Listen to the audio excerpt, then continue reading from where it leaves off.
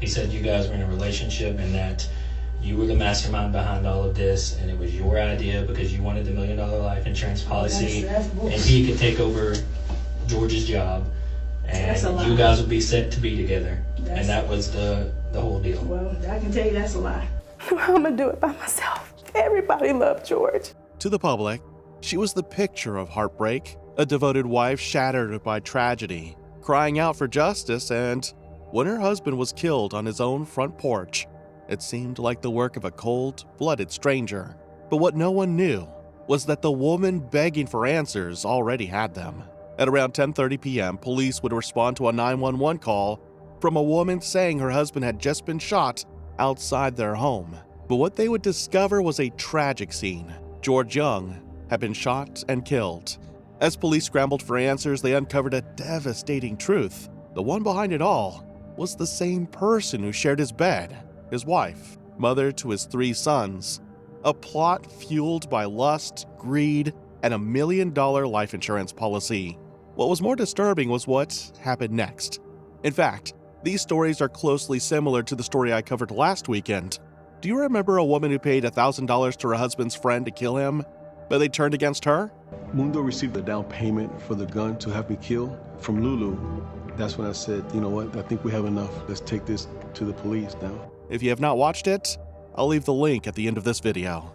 This is the life and death of George Young. 43-year-old George DeAndre Young was born in 1974 in South Carolina. He graduated from Conway High School in Conway, South Carolina in 1992. As a young man, he developed a reputation for being dependable and hardworking, eventually taking on part-time work as a security guard with Strickland Security Company. In late 1995, George married his high school sweetheart, Tia Banks Young. The couple later settled in Gwinnett County in Georgia, where they built a steady life rooted in love, commitment, and hard work. They raised 3 boys together and made their home in the quiet suburban streets of Beaufort. Neighbors often saw George outside laughing and playing with his sons, a hands-on father devoted to family. To many, they seemed like a close-knit, loving family chasing the American dream. He was doing security, armed security for a high-profile celebrity. The gig protecting rapper Lil Yachty wasn't George's first assignment of the day. George built a strong career in the security industry, quickly rising through the ranks with his work ethic and determination. He took on high-pressure roles, guarding high-profile clients, working at locations like Lenox Mall and various celebrity events while employed with Ackerman Security. Eventually, he channeled that experience into launching his own small security firm, a move that reflected both his ambition and desire to provide more for his family. Ivy Barnhill says 12-hour workdays were the norm for her big brother. My brother worked a lot. He worked 70 hours a week. He worked really hard to provide for his family. He often worked 70-hour weeks, juggling long shifts and business responsibilities, all to ensure his wife and children never went without. Friends described George as fiercely loyal, generous to a fault, and deeply devoted to people he loved. He was the kind of man who'd literally give you the shirt off his back. Around the neighborhood, his presence was a constant. Neighbors recalled how everybody loved George, and how it was rare, almost impossible, to find someone with a bad word to say about him. But inside the home, no one saw what was really happening. On the night of November 16, 2017, George returned home after a long security shift, this time working an event for rapper Lil Yachty's clothing line release in Atlanta. It was just after 11:23 p.m. when he pulled into his driveway and walked up to the front door of the home he shared with his wife and children. He inserted his key into the lock, likely exhausted but glad to be home. But what happened next, no one could have predicted. The first gunshot rang out, sharp, sudden, and deadly. Seconds later, a second shot followed. George never made it through the door. His keys were still lodged in the lock as he collapsed backward, fatally wounded. He died right there on his own front steps, just feet from the warmth and safety he thought he was returning to. But the horror didn't end at the doorstep. It was just beginning.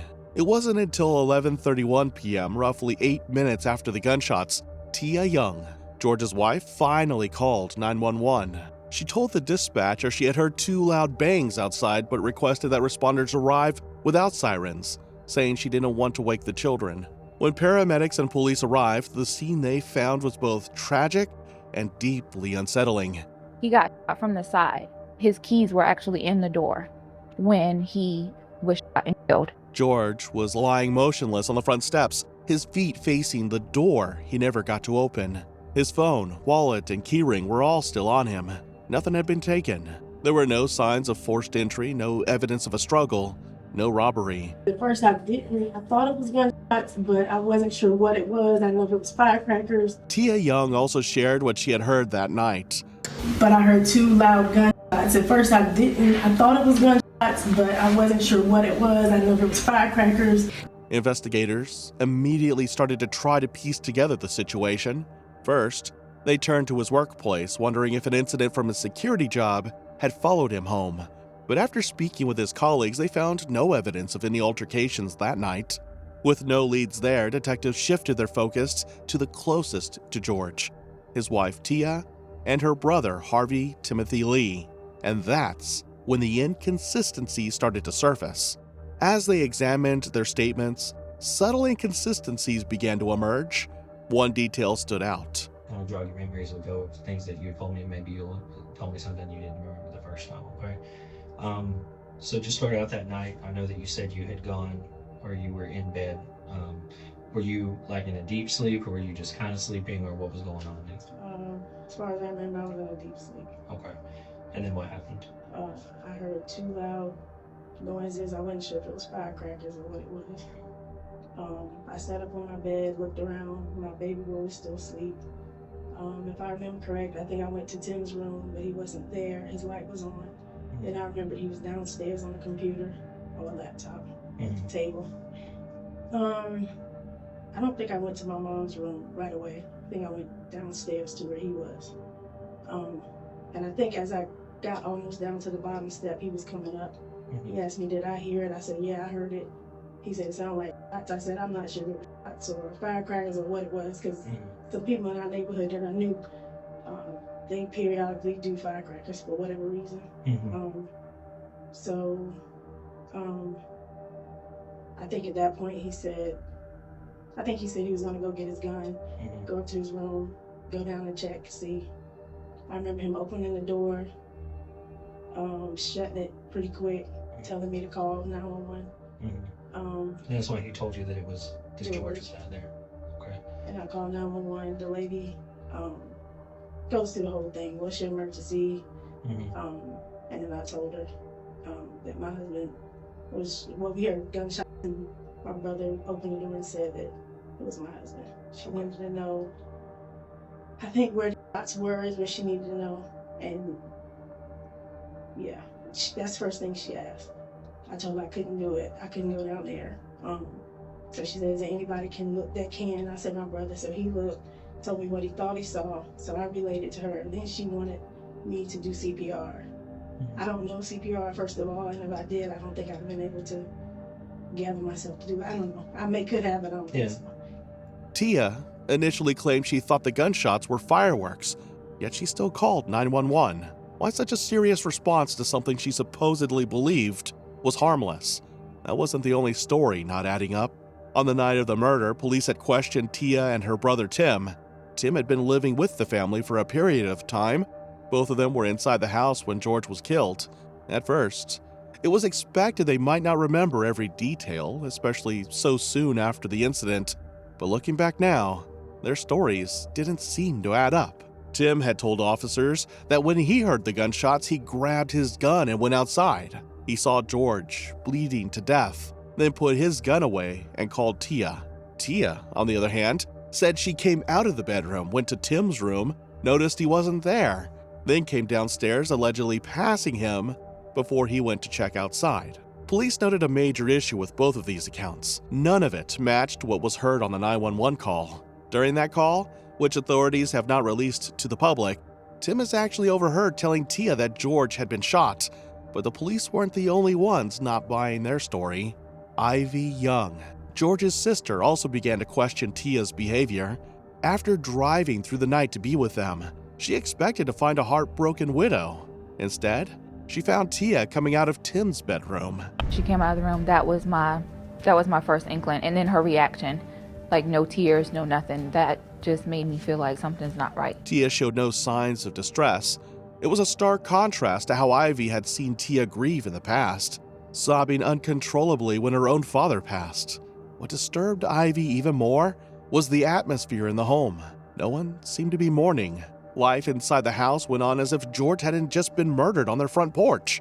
The sense of normalcy felt chilling. Tia and Tim's relationship seemed to be more. The room that her and my brother shared. One time I walked by the room and she was in his room charging her phone, sitting on this futon that he had in his bedroom. She seemed very comfortable in there. Like there was candles lit, like soft music playing. But what investigators uncovered next would change everything. A neighbor reported seeing a man on the night of the murder, later identified as Tim, sprint from the house toward the driveway, crouched beside George's car for a few moments, then run back inside. Sure enough, detectives found a GPS tracker on George's car, one that had been secretly planted by Tim and Tia under the guise of safety concerns. However, text messages revealed George was never told about this. When they were brought in for questioning, things began to unravel. Tia shared that Tim wasn't her brother, as she earlier claimed. Tim grew up in the same town as George and Tia, but he and George were never close friends. Tim was described as quiet. Some even said he was a little odd. After Tim had lost his job, George hired him to work security for his company. When George later found out that Tim was living in hotels, he invited him to move in with his family. Detectives questioned Tim about the GPS tracker and asked if he had gone out to the car that night. Tim replied, "Okay, I know where you're going with that," and admitted he had gone out to remove a tracker from the car. That immediately raised red flags.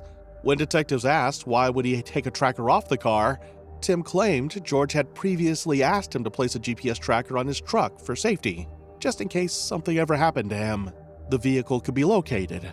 But that explanation only raised more questions. If that were true, why rush to remove the tracker after George had just been shot? He had stepped over George's body, offering no aid, and prioritized removing a tracker? Tim said it was just his first instinct. He wanted to protect George, but what was he protecting George from? Tim answered he didn't want friends or family to find the tracker and think negatively of George. But then came another twist. Tim told detectives that George had been running guns from Florida to North Carolina and that a man involved in the operation had come looking for him. According to Tim, that man had shown up at the house, told Tia that George owed him money and possibly was the one behind the killing. But that claim, it fell apart. Tia denied knowing anything about it. It was obvious to detectives she knew nothing about these claims. Later, when police attempted to locate the GPS tracker that Tim claimed to have hidden, something unexpected happened. Ivy shared some information with Detective Smith. What she said next cracked their story wide open. Detectives were taken aback. Earlier at the station, but like I said, I knew he had a policy, but I didn't know it was active because I knew he had dropped one, earlier last year. So I didn't know if any of them were any good. I didn't. Okay. Tia claimed she didn't think any life insurance policy was active, although there had been one before, but to her knowledge, it had expired. But what they uncovered told a different story. Not only was the policy still in place, it was valued at $1 million and the sole beneficiary was Tia. But the money wasn't the only red flag. Although gunshots and sirens pierced the night the day of the murder, none of the three boys woke. Autopsy showed at least one had been given a sleeping pill that evening, administered by none other than Tia herself. When police searched the home, they found a handgun and holsters in Tim's room and a long gun in his truck, but the .40 caliber weapon used in the shooting remained missing. Crucially, they also retrieved texts and email traces between Tia and Tim, which revealed an undeniable sexual relationship between them. But there was more. In the weeks leading up to George's murder, investigators discovered that Tim had been researching highly venomous snakes and black widow venom online, searches that hinted at a disturbing mindset and a willingness to kill in silence. As for Tia, her phone revealed something just as unsettling, a meme that struck investigators cold. It showed a fortune teller saying Tia's husband would meet a violent end, and Tia responded by asking if she would be convicted. What was more shocking was what happened next. just a day after the murder. Tia had called George's employer and asked how they can help her find George's $1 million life insurance policy. Since she was listed as the sole beneficiary, it didn't take long for detectives to point to a conspiracy. Tia and Tim had means, access to the weapon via firearm in Tim's possession, a motive, $1 million in insurance money, and takeover of George's security firm, and an opportunity. They were inside the house. Meanwhile, investigators had pieced together another suspicious element. George had installed cameras in the home, but yet the front door camera was broken, which was odd considering he worked in security. Police revealed that Tim had been secretly tracking George's every move the night of the murder, using the GPS device and a mobile app, meaning he knew the exact moment George would arrive home. As the investigation deepened, detectives uncovered more than just financial motives. Tia no longer wanted to be with George.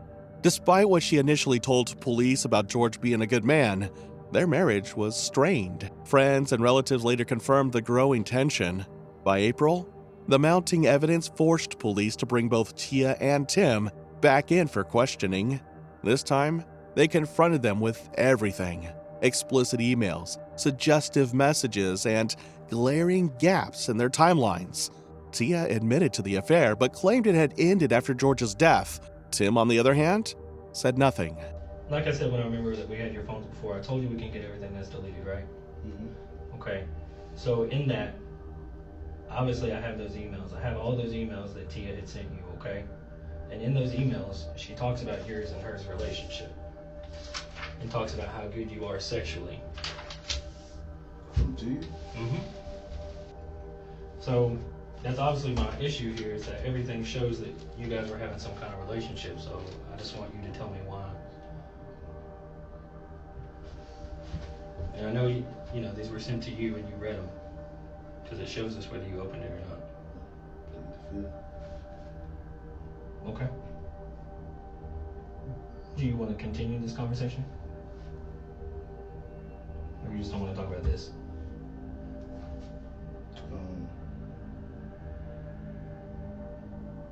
If I can do, or if I can contact my own attorney.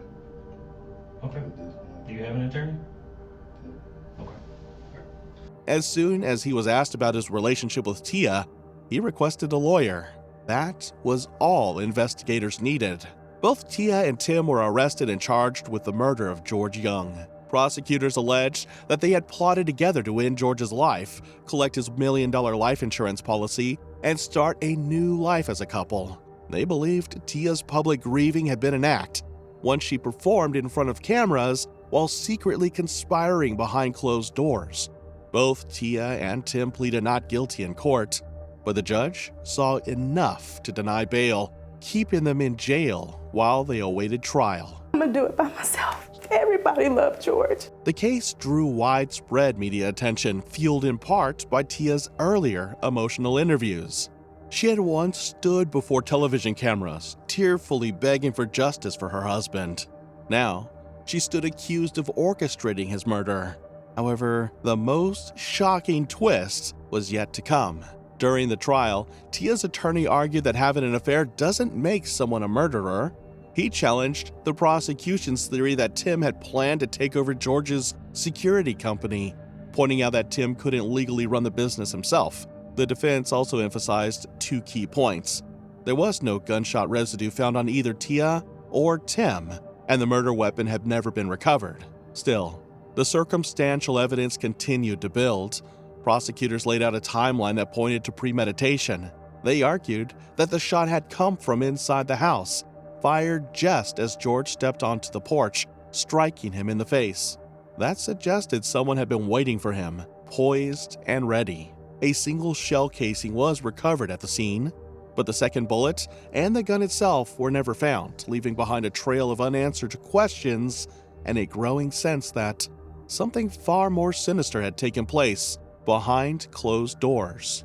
As closing arguments wrapped up, the jury had heard everything: the affair, the GPS tracking, the poison research, the sudden rush to cash in on insurance, the sleeping pills, and the conveniently broken security camera. The prosecution emphasized motive, means, and opportunity, urging jurors to connect the dots. On April 5, 2019, after just under 11 hours of deliberation, the jury returned its verdict. Tia Young was found guilty of felony murder, aggravated assault, and 2 counts of criminal attempt to tamper with evidence.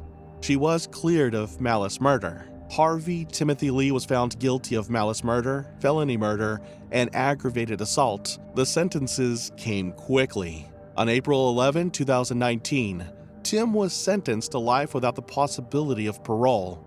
Tia received life with the possibility of parole, along with additional time for tampering with evidence. Judge Tracy Mason, overseeing her first murder sentencing, remarked that Lee was the driving force, motivated by insurance, greed, while Tia had fueled the fire by rekindling their illicit relationship. Neighbors who once remembered George as a caring father, a tireless worker, and a devoted husband took comforts in the guilty verdicts. For many, it felt like a step toward closure after years of grief and unanswered questions. But even with justice served in the courtroom, the case still leaves behind haunting uncertainties. The murder weapon was never recovered. No one truly knows what unfolded inside that house in the final seconds of George's life. And despite the convictions, doubts remain about who pulled the trigger and whether all involved had told the full truth. Tia Young is serving a life sentence with the possibility of parole, but whether she will ever be granted release remains unknown. The decision will one day rest in the hands of a parole board, weighing her behavior behind bars against the devastation left behind. And then there are the 3 boys, the children George lived and worked so hard for. They lost not only their father, but in many ways, their mother too. The scars left by that night may never fully heal. For them, the story isn't just about a murder, it's about everything they lost, and everything they'll carry for the rest of their lives. But the battle was far from over. Both Tia Young and Harvey Timothy Lee filed appeals, hoping to overturn their convictions. Tia's legal team argued that the evidence was largely circumstantial and that the emotional weight of her affair unfairly influenced the jury. Lee's appeal focused on the claim that he was not directly tied to the murder weapon and that there was no physical evidence placing the gun in his hands. But Georgia's Supreme Court reviewed the case and found otherwise. The court upheld both trials, stating that the evidence, while circumstantial, was compelling and logically connected. The justices noted the pattern of behavior, the GPS tracking, the suspicious timing, and the coordinated lies between Tia and Tim. They ruled that the jury had been properly instructed and that no legal errors had occurred that would warrant a reversal. In its decision, the court emphasized that the weight of digital evidence, conflicting testimonies, and the calculated nature of the crime made it clear that both Tia and Tim had knowingly participated in the murder plot. With that, their convictions were affirmed, and both remained behind bars. Tia with the possibility of parole, and Tim with none. This case starkly reminds us that betrayal doesn't always come from strangers. It can hide inside the home.